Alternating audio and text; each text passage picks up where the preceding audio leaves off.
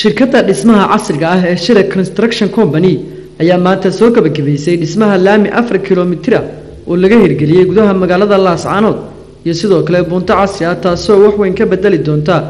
isku gooshida baabuurta iyo dadka taasoo ay dadku dib weyn ku qabeen xilliyada ay roobku da'aan hakadna gelin jirtay isku socodka baabuurta iyo gaadiidka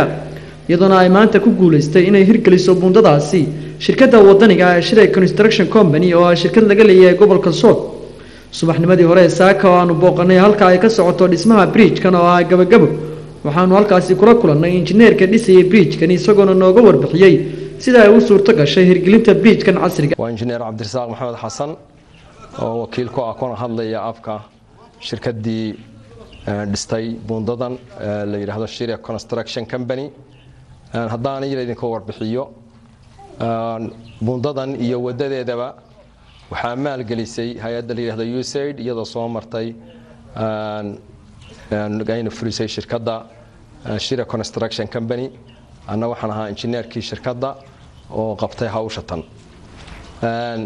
haddaan yara warbixina ugu noqdo waxay ahayd waddo 4 kiiloomitir ah oo ay ku jirto bundadan geeda qarsay bundada tan jeedka waa la iska yaqaanaa materialkoodii waxay ka kooban yihiin waxayna ku cusub qaabka bundooyinkaas loo dhiso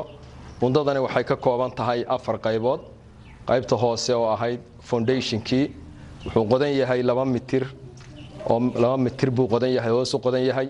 waxa laga soo bilaabay halka foundationkii waxa la soo gaaray wallskii ama layer beamskii oo ah kuwa inoo muuqda hadeer oo gidaarada ah sida caadiga waxa laga dhigaa beam taagan laakiin anagu dhulka jilicsan aawadii waxaanu doornay inaanu qabadsiino gidaarka oo dhan 9 mitir iyo 70 inaanu sameeyno gidaar ah dhumucdiisuna ay tahay 80 centimeter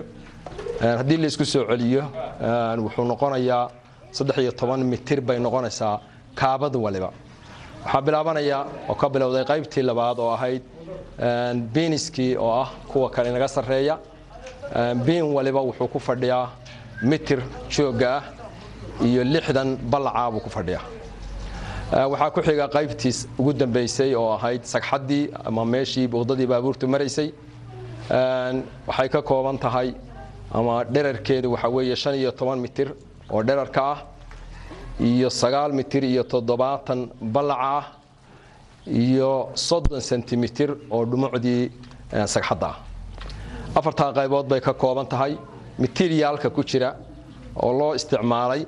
waxa weeye biraha loo isticmaalay waxa ugu yar birta la yiraahdo 12ka waxaana ugu weyn birta la yiraahdo 22 sidoo kale gidaaradan ama beaniskani waxa ku jira birta la yiraahdo 20ka oo loogu talagalay inay adkayso dhumucda iyo xajmiga ay adkayso waa buundo waxaan isleeyahay anfici doonta generationka dambe hadii Ilaahay idmo qaar ka mid ah bulshada xaafadani degan oo aan wax ka weydiinay sida ay u arkaan sida bridge-kan ayaa noo sheegay